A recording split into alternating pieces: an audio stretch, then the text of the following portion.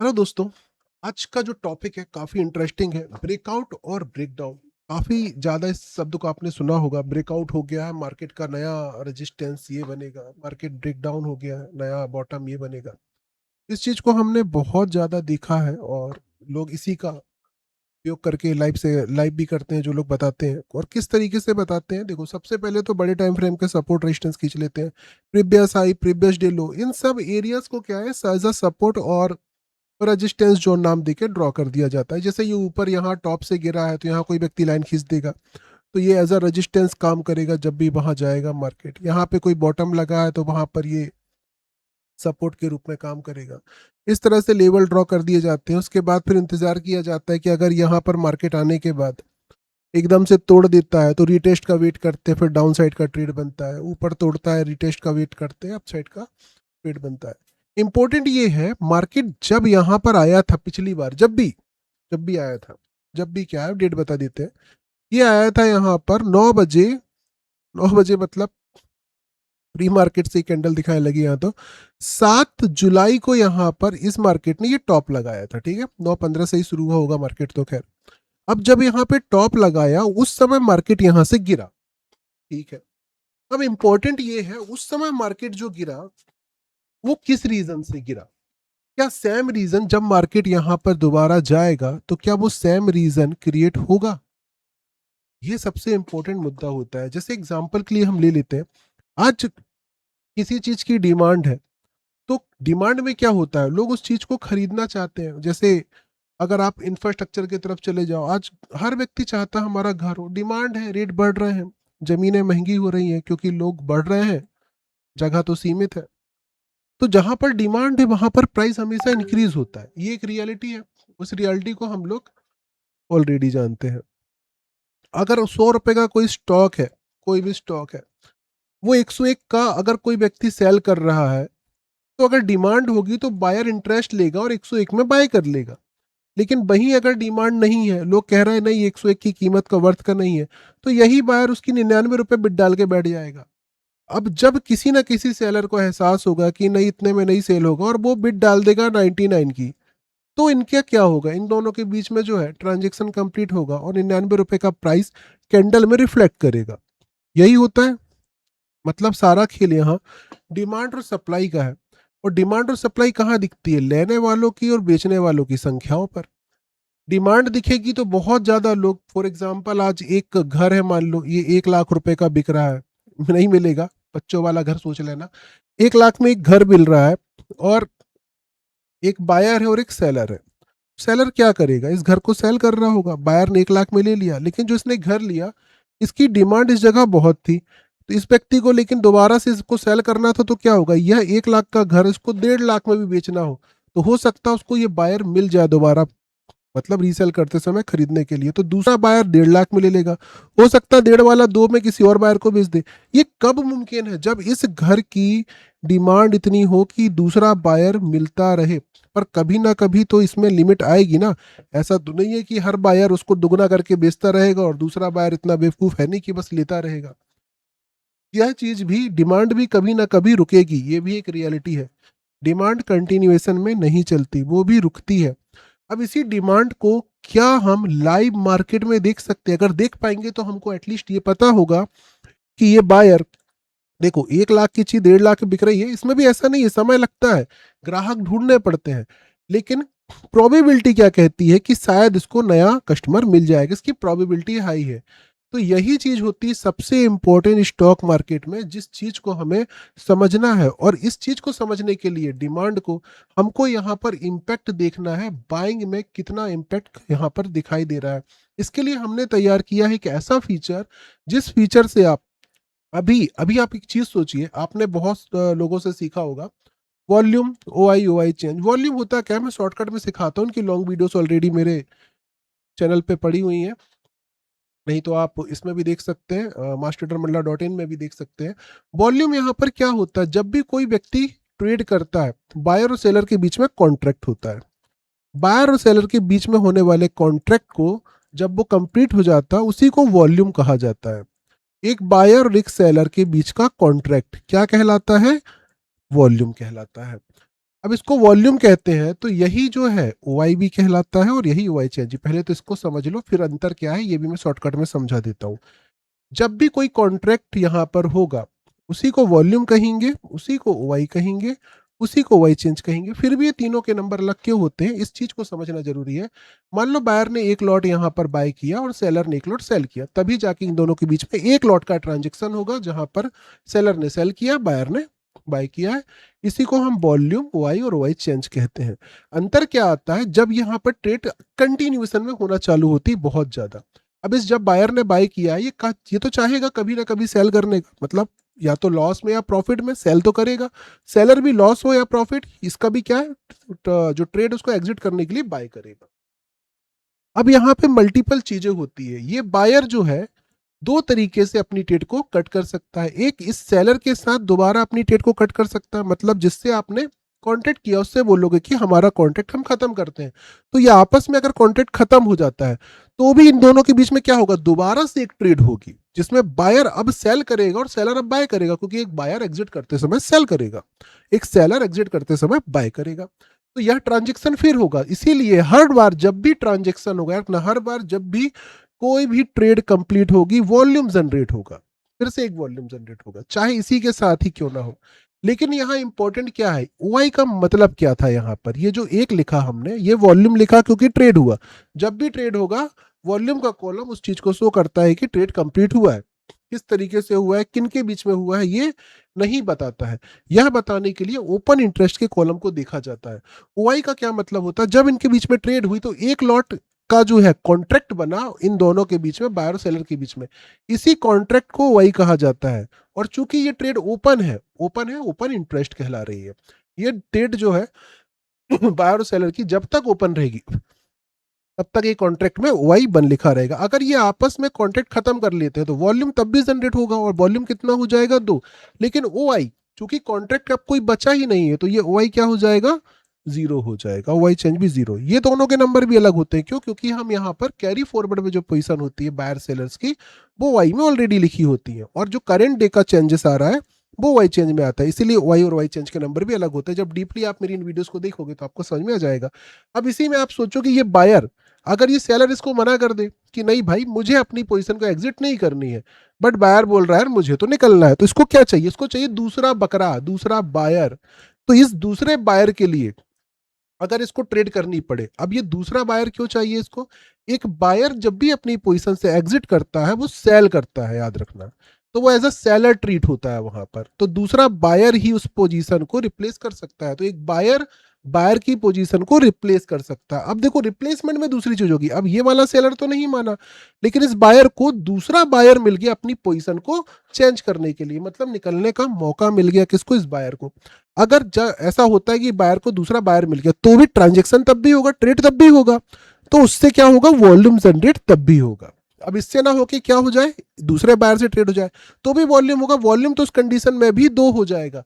लेकिन अब यहाँ पे दूसरा फैक्टर आता है, लेकिन जो ये एक लॉट था, जो कॉन्ट्रैक्ट था, उस कॉन्ट्रैक्ट में एक बंदा चेंज हुआ है, कॉन्ट्रैक्ट अभी भी एक ही है, उसमें कोई भी चेंजेस नहीं आया है, इसीलिए OI एक का एक ही बना रहेगा, इसमें कोई चेंज नहीं आएगा। इससे आपको क्या पता चला, एक बहुत अच्छी सीख मिली है, वॉल्यूम अगर बढ़ता रहे और OI स्टेबल रहे, तो वो उस तरफ की डिमांड को शो कर सकता है। This could be a directional movement, याद रखना ये लाइन बहुत इंपॉर्टेंट है।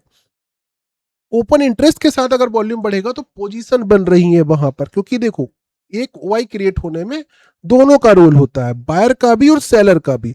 और हमारा ऐसा मानना है सेलर लॉस नहीं करते, जैसे जैसे OI की संख्या बढ़ेगी सेलर की संख्या बढ़ रही है, इसका मतलब है वहां से पोजीशन रिवर्स हो सकती है। तो ऐसे में वॉल्यूम आने पर भी मार्केट रिवर्स हो सकता है। इन चीजों पर फोकस करते हुए हम यहाँ पर चेक करेंगे कि किस तरह से ये मार्केट हमको ब्रेकआउट और ब्रेकडाउन देने वाला। अब समझ में आया आपको, अगर यहाँ पे आने के बाद डिमांड ही खत्म हो जाए तो मार्केट कैसे ऊपर जाएगा। अगर बायर का यहाँ पे डिमांड, मैंने एक चीज बताई थी आपको, डिमांड कभी ना कभी तो खत्म होगी, अगर वो खत्म हो गई होगी, सेलिंग की डिमांड बढ़ गई होगी, तो क्या कर लोगे। तो यही चीज हम लोग देखने वाले हैं। कॉल पुट सेक्शन में किस तरह से यह दिखाई देता है, कॉल की तरफ ज्यादा डिमांड है कि पुट की तरफ, इसको भी हम एज अ डेटा ट्रीट कर सकते हैं। देखो मैं कभी रैंडम डेट के साथ एक रैंडम कुछ भी खोल देता हूं, और हम सिर्फ ये चेक करेंगे कि क्या वॉल्यूम मार्केट को मूव कराता है। अब यहाँ पे इस चीज के बाद वीडियो बड़ी ना हो, आज छोटी कर दूंगा, इसका सेकंड पार्ट डाल दूंगा ताकि हम ब्रेकआउट ब्रेकडाउन पे और अच्छे से डिस्कस कर सके। तो यहाँ पर देखो 9:16 पे जब मार्केट चालू हुआ, हमने एक ऐसा फीचर बनाया यहाँ पर। ये वॉल्यूम क्या बता रहा है, जितनी ट्रेड होगी, जितनी भी, इसने ये नहीं बताया कि ये पोजीशन बैठी है कि नहीं, ये बता रहा है ट्रेड होते जा रहा है, डेटा देते जाओ देते जाओ देते जाओ। मतलब एक्चुअल में ये नंबर सिर्फ शो कर रहे हैं, यह नंबर एक्चुअल में मार्केट में अवेलेबल नहीं है। मार्केट में अवेलेबल नंबर ओआई दिखाता है, ओपन इंटरेस्ट जो नंबर होते हैं, उतने लॉट एक्चुअल में मार्केट में ओपन पोजीशन में होते हैं जो लड़ाई कर सकते हैं, क्योंकि वो बैठे हुए हैं। Volume is just a number की ट्रेड हुई है, इतने ट्रेड कंप्लीट हुए हैं, चाहे वो रिप्लेसमेंट में हुए हों, चाहे नए कॉन्ट्रैक्ट बने हो, चाहे पुराने खत्म हुए हों, सारी चीज को यहाँ पर होने पे वॉल्यूम क्रिएट होगा। लेकिन ओआई तभी क्रिएट होगा जब न्यू पोजीशंस बनेगी, मतलब एक नया बायर नया सेलर के बीच में कॉन्ट्रैक्ट होगा, तभी ओपन इंटरेस्ट जनरेट होगा। अब यहाँ पे इंपॉर्टेंट क्या है, देखो वॉल्यूम चालू हुआ ये वाला, लेकिन हमने एक ऐसा कॉलम बनाया है जहां आप, अब एनएससी की फ्रीक्वेंसी जो ओपन इंटरेस्ट की 1 मिनट की हो गई है, पहले 3 मिनट की हुआ करती थी, मतलब अब ओपन इंटरेस्ट 3 मिनट की जगह 1 मिनट में अपडेट होना चालू हो गया है। अब यहाँ इंपॉर्टेंट क्या है कि यहाँ पर इमीडिएटली अभी के समय किस तरफ डिमांड है उसको हम तुरंत देख सकते हैं। यहाँ पर आपको दिख रहा होगा ग्रीन कलर बड़े नंबर को शो करता है, ऊपर वॉल्यूम और नीचे ओआई चेंज। इमीडिएटली अभी 1 मिनट में कितना क्रिएट हुआ है, कितने लोग आए हैं, इसको हम देख सकते हैं। तो क्या हम डिमांड देख सकते हैं, आइए देखते हैं। 9:16 पे मार्केट चालू हुआ, स्लाइटली हमको ऊपर की तरफ की डिमांड दिखाई दी, फिर मार्केट यहाँ पर आगे देखा हमने 1:65 1:13, यहाँ पर देखो कि स्लाइटली पुट साइड की डिमांड दिखाई दी। मतलब अभी स्टेबल चल रहा है दोनों तरफ का मार्केट, एकदम ट्रेंडी होने का भी मूड नहीं दिख रहा है, वो भी देखेंगे हम अभी। वॉल्यूम आया देखो सडनली ऊपर की तरफ, क्या यह कंटिन्यूएशन में आता है? अभी इस डिमांड को देखकर पता चल रहा है कि मार्केट थोड़ा ऊपर जा सकता है और ये पहला रेजिस्टेंस मार्केट टच कर सकता है 272। ये एक आइडिया मिला। कौन सा डेट है ये? 21।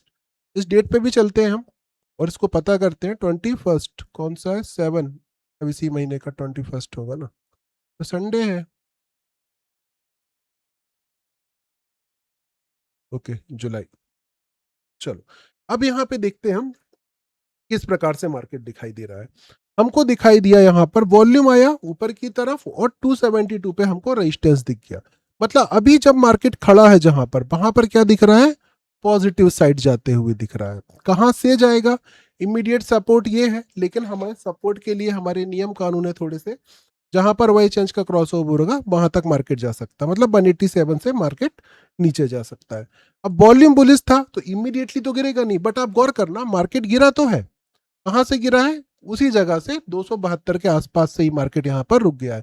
ये पहली ही कैंडल है जो हमारी क्लोज हुई है, अभी उसी का डेटा हम देख रहे हैं। पहली कैंडल में हमने देखा मार्केट में ऊपर की तरफ वॉल्यूम आया और ग्रीन कैंडल बनी, मतलब जब वॉल्यूम ऊपर आ रहा था तो मार्केट में ग्रीन कैंडल बन रही थी। मार्केट कहां पर गया? हमारे रेजिस्टेंस पर। अब देखना ये क्या, गिरते समय वॉल्यूम नीचे रहता है। मेन इंपॉर्टेंट देखो, अगले ही मिनट 9:21 पे ये वॉल्यूम जो है ऊपर से कहां पर दिखाई दिया आपको? नीचे 68 99 99 86, मतलब नीचे की तरफ थोड़ा सा ज्यादा है। अगले 1 सेकंड में देखो फिर से ऊपर आया, तो तुरंत ये कैंडल गिर भी नहीं होगी, गिर भी नहीं रही होगी। फिर से नीचे आया, अभी स्टेबल चल रहा है, अभी नीचे आया, अभी देखो कंटिन्यू नीचे आया। मतलब अभी आप देखोगे ये 1 1 मिनट का मैं जो डेटा है आगे बढ़ा रहा हूं, तो अभी कंटिन्यू नीचे आ रहा है। वॉल्यूम मार्केट अगर नीचे जा रहा है तो नीचे ही आता है, ऊपर जा रहा है तो ऊपर ही आता है, क्योंकि इसी की दिशा में मार्केट चलता है। ये एक रियलिटी आपको पता चल गई। अब इससे हम ट्रेड कैसे करेंगे, सबसे इंपॉर्टेंट है। अब जब मार्केट का वॉल्यूम ऊपर आ रहा होगा तो ऐसे समय में हमको साथ में क्या ध्यान देना है? हमने देखा था जब वॉल्यूम ऊपर की तरफ आ रहा है, जब बाइंग में डिमांड है, ओआई स्टेबल रहना चाहिए। ओपन इंटरेस्ट अगर स्टेबल रहेगा तो ऐसी कंडीशन है मार्केट उस दिशा में कदम बढ़ाएगा। तो क्या ओपन इंटरेस्ट स्टेबल रह रहा है, शांति से बैठा है? ये देखते हैं, इस पे भी आप फोकस करते चलेंगे हम। आगे बढ़ा हमने, थोड़ी सी पोजीशन भागी है यहाँ पर, ठीक है। मतलब अभी की स्थिति में हमको ये दिखाई दिया कि ग्रीन कैंडल बन सकती है। मोर इम्पोर्टेंटली बनेगी कहाँ से ग्रीन कैंडल? सबसे इंपॉर्टेंट होता है ट्रेड लेने की जगह, काफी इंपॉर्टेंट होती है। तो देखो दो तरीके होते हैं रिस्क लेने के। अगर ये बहुत ज्यादा वॉल्यूम के साथ स्पाइक आता तब तो मैं इमीडिएटली ऐसी जगह से भी रिस्क ले सकता था, जैसे कि 230 इमीडिएट सपोर्ट, क्योंकि रेजिस्टेंस तो ये है। 230 से एक में रिस्क ले सकता था, मतलब 230 से अगर मैं रिस्क लेता तो यहाँ से भी आप देखोगे तो अच्छा खासा स्पाइक मिला है, ये एक ट्रेड कंप्लीट भी हो जाती है हमारी। स्पाइक पे, क्योंकि पैसा कई बार बन जाता है, एक ही कैंडल में स्पाइक आ गया है। अब यहाँ पे देखना ये है, क्या मार्केट नीचे गिरते समय वॉल्यूम को दिखाता है कि नीचे आ रहा है या फिर नहीं दिखाता है। रजिस्टेंस तो दिया मार्केट ने 2 बार, 250 के पास रजिस्टेंस है, ये तो रियलिटी है। पोजीशन भागी नहीं है, तो अभी तक हम ऐसा कुछ नहीं सोच सकते कि मार्केट एकदम ऊपर भाग जाएगा। वॉल्यूम अब एकदम जो बहुत ज़्यादा आने की कोशिश कर रहा था वो भी नहीं आ रहा है, बल्कि हमको वॉल्यूम थोड़ा सा नीचे की तरफ ज़्यादा दिखाई दे रहा है, बाकी बहुत ज़्यादा डिफरेंस नहीं है, तो अभी ऐसा नहीं बोलेंगे। अभी देखो 9:36 पे सडनली बहुत ज़्यादा अचानक से यहाँ वॉल्यूम देखने को मिला है, एकदम से शांत हो गया बट ज़्यादा है। अभी भी कहाँ का ज़्यादा है, अभी बराबर हो गया है लगभग, थोड़ा सा कॉल साइड का ज़्यादा हुआ है, अगले ही पल पुट साइड का ज़्यादा हो गया है। मतलब स्टेबल मार्केट चल रहा है, अभी एकदम से ट्रेंड कहीं का दिखाई नहीं दे रहा है, जहां भी जाएगा नीचे से ऊपर की कैंडल, ऊपर से नीचे की कैंडल, यही हमको अभी दिखाई देने वाली है। आगे बढ़ते हैं धीरे धीरे, देखते हैं मार्केट में हमारा वॉल्यूम कब कंटिन्यूएशन के साथ ट्रेंडी मार्केट दिखाई देता है। अभी का मार्केट क्या कह रहा है, दोनों तरफ की रिवर्सल दिखाई दे रहा है, नीचे से ऊपर, ऊपर से नीचे। जब भी मार्केट साइडवेज ऐसा दिखाई दे तो हम ऊपर रेजिस्टेंस से भी ट्रेड कर सकते हैं और सपोर्ट से भी ट्रेड कर सकते हैं, मोस्टली रिवर्सल आ जाते हैं। सपोर्ट कहाँ पर है, 200 पर है, और रेजिस्टेंस कहाँ है, 250 पर है। बेटर ट्रेड कौन सी होती है ऑलरेडी आपको पता है, वॉल्यूम की दिशा की ट्रेड सबसे बेटर होती है, क्योंकि उस दिशा में मार्केट ओपन इंटरेस्ट को भी तोड़ देता है। वॉल्यूम बेरिस है, वाई बेरिस है, वाई चेंज बेरिस है, अगर नीचे की ट्रेड कर रहे हो it will be beneficial for you. कहाँ तक जा सकता है, 184 यहाँ तक हमको पता है, रजिस्टेंस ऑलरेडी लग चुका है मार्केट का। कहाँ तक जा सकता है, 184 ऑलमोस्ट देख सकते हैं, वहां तक पूरा मार्केट गया है और उसके बाद साइडवेज हुआ है। उसके बाद की क्या कंडीशन है उस समय के डेटा को देखकर पता चलेगी। अभी हम देखते हैं कि मार्केट जब गिर रहा था तो क्या वॉल्यूम नीचे का ही था या फिर उल्टा था, वॉल्यूम ऊपर आ रहा था और फिर भी मार्केट नीचे गिर रहा था, क्या ये मुमकिन है, इसको चेक करवाने वाला हूँ सिर्फ मैं। इसके बाद मैं नेक्स्ट पार्ट में और अच्छे से बड़े टाइम फ्रेम के सपोर्ट रेजिस्टेंस की हर एक जगह की बैक टेस्टिंग की क्लास भी यहाँ पर जो है अपलोड कर दूंगा। आगे बढ़ते हैं, अभी भी देखो ऊपर का वॉल्यूम नजर नहीं आया है, या तो नीचे थोड़ा सा ज्यादा है या फिर बराबर चल रहा है, मतलब मार्केट अपने रेजिस्टेंस से गिर रहा है, सपोर्ट तक जाने के चांस है। अगर ऊपर की तरफ सडनली मार्केट कंटिन्यूएशन में वॉल्यूम शो करने लगे तो ऐसे में घूमने के चांस बनेंगे, फिलहाल वो चांस नजर नहीं आए हैं। धीरे धीरे आगे बढ़ते हैं हम, और आगे बढ़ते बढ़ते हमने क्या देखा, अभी भी ऐसा कोई भी स्टेप नहीं है जिससे बिल्कुल ट्रेंडी मार्केट हो। 183 तक का तो दिख ही रहा है कि यहाँ तक चला जाएगा और यहाँ पर रुकना चाहिए, ये भी दिख रहा है। 10 बजे मार्केट कहाँ पर खड़ा हुआ है, देखो 10 बजे ऑलमोस्ट यहाँ मार्केट टू टू जहाँ से एक रिवर्सल ऑलरेडी आ चुका 220 से, यहाँ पर खड़ा हुआ है और अभी और नीचे आने के लिए तैयार है, मतलब नीचे आने की पॉसिबिलिटी अभी भी दिख रही है। वॉल्यूम ऊपर का तो नहीं आया, बस इतना ध्यान दो।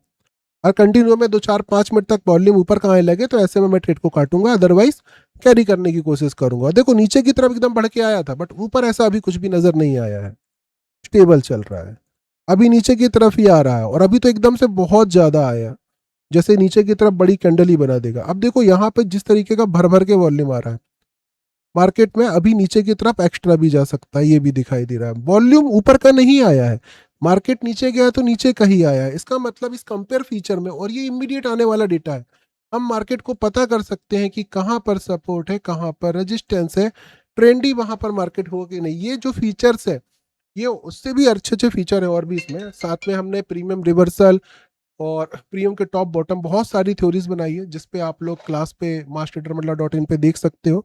बाकी थोड़ी थोड़ी वीडियो में इसमें भी डालता रहूंगा। और हम लोग अभी वाली वीडियो तो खैर थोड़ी लंबी हो रही है, तो नेक्स्ट पार्ट इसका बनाऊंगा जिसमें हम बड़े टाइम फ्रेम के सारे सपोर्ट रेजिस्टेंस ड्रॉ करके हर एक बार जब मार्केट दोबारा वहां पहुंचता है तो किस प्रकार का डेटा रहता है, वॉल्यूम किस प्रकार से आ रहा होता है, ब्रेकआउट हुआ या नहीं हुआ, इस सारी चीजों को हम कवर करेंगे। तो इंतजार करना नेक्स्ट पार्ट का, और नेक्स्ट पार्ट का जो इंतजार है वो कंप्लीट हो जाएगा आपका 100 लाइक के साथ। तो माफ करना बट 100 लाइक कंपलसरी है। अगले पार्ट के लिए मिलते हैं नेक्स्ट पार्ट में, तब तक के लिए bye bye and thank you for watching.